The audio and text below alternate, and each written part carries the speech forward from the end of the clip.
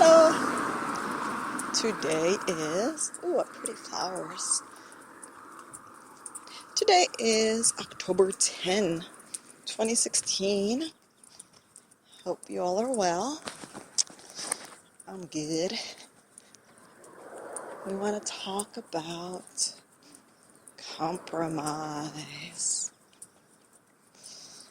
and compromising. When it's a good thing, when it's maybe not such a good thing. So, of course,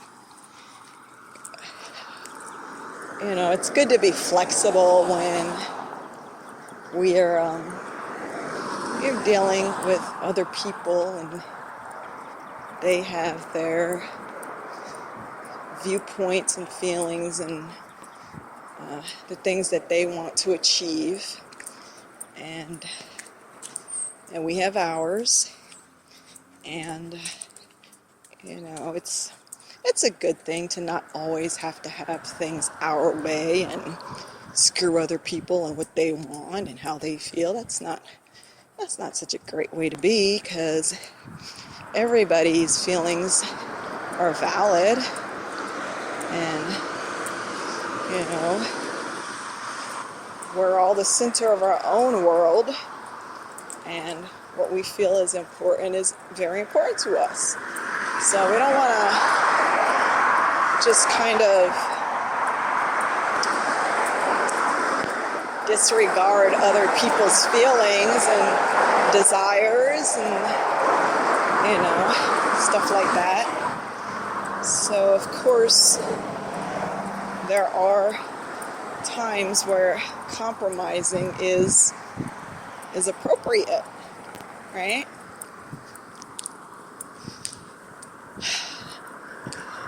There's a saying, know when to fight your battles or what battles to fight, something like that. There's a saying, apparently I don't know the saying, but it has to do with battles and knowing when not to. Some things are not life and death. Some things are, we can bend. We can be flexible. And it's a good way to keep friends. Not that I'm an expert on that, but that's what they say. Anyway, of course there are times when compromising is inappropriate. So we're going to talk about that a little bit right now.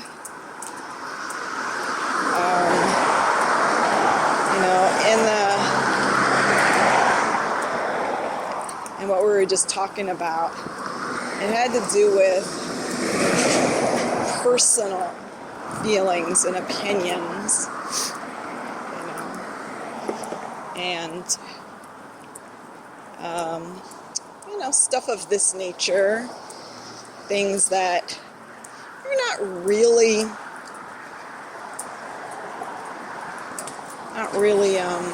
gonna break us. Not that we don't make sacrifices, but it more has to do with the stuff pertaining to this place. Now, when it comes to things having to do with our soul and our growth and that of others, well, that's where we have to step back. And when we're faced with whether or not we should be making compromises, we got to ask, what really am I going to be compromising? Because as much as it's not really talked about and it's not really emphasized in this place, we have a conscience and we have intuition. We have that sixth sense that we have the aspect of us that can perceive and understand things, basically the bigger picture, in a way that we can't from our limited perspective. And that's the part of us that when it speaks to us, obviously not in words, although sometimes you might get words, but oftentimes it's your gut. It's a feeling inside, the sixth sense. And if we get that, we need to really learn to not disregard it, to pay attention, because that's the thing that is there for us beyond this place, beyond the things of this world. That's that part of us that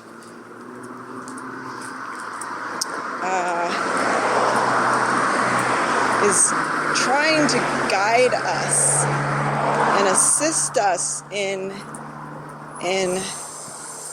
this journey that we've undertaken here, to make our ride a bit smoother. And not to say that our ride is supposed to be smooth all the time, because it's not. But because there are some lessons that we need to learn, and they cannot be learned except by kind of hard lessons that we need to experience. But that is also to assist us by compromising and not listening to that voice. We are doing something that's not going to assist ourselves or anyone else. We are resisting that voice inside that's trying to move us in a way that's best for everything. And when we resist it, we cause unnecessary suffering for ourselves and others, and yada yada yada. So it's not the same as when, let's say, the universe presents us with opportunities, i.e. challenges, that are going to help us in our growth. See? When we get in our own way because we want what we want, and we're not going to listen to our intuitive side, well, then we cause ourselves unnecessary suffering. Does that make sense? So,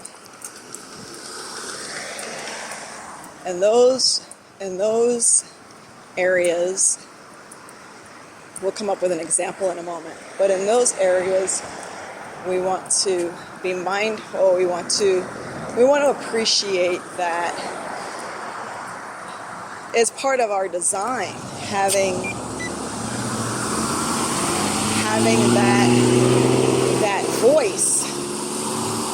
Sometimes we don't like to hear it,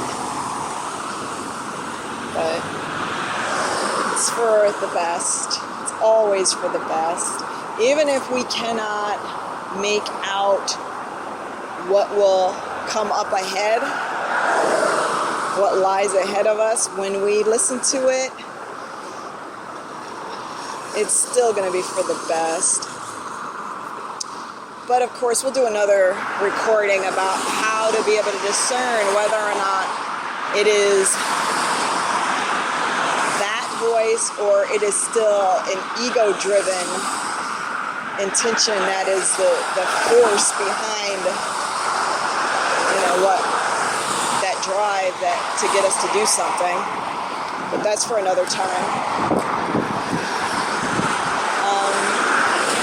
So now let's talk about an example. Give an example or two as far as compromising when it wouldn't be appropriate. Peer pressure. Okay?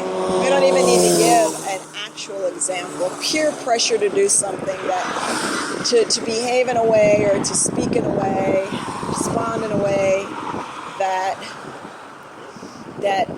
inside ourselves we're being told no, don't do that thing, don't go there.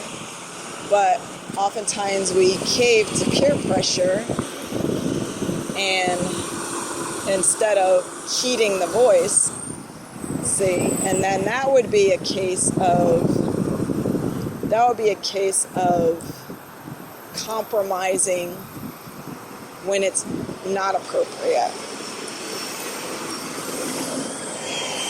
That makes sense to you guys? So let's see. Or it doesn't even have to be peer pressure, other people. It could be, a battle between the shiny trinket in front of us, sparkly, glittery thing that we really, really want. But there are strings attached, and those are not so great.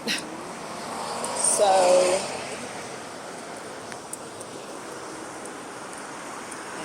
and sometimes those are things nobody else knows about. Nobody else may ever know,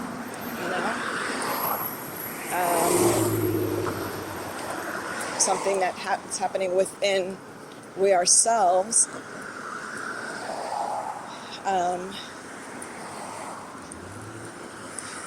But these are opportunities to sharpen ourselves, because we mentioned about how we can learn to be able to discern which is which is just me wanting what I want versus my higher self or universe or whatever you want to call it trying to move me in a certain direction. How can you discern it? Well, the way you can discern it is practice. That's the only way, is by, even in what seems like the little things, the tiny little things that nobody will ever know about. If we're always just giving into our carnal or physical or egoic wants and desires, just please me, give me what I want, you're not going to get that practice. You're not gonna. So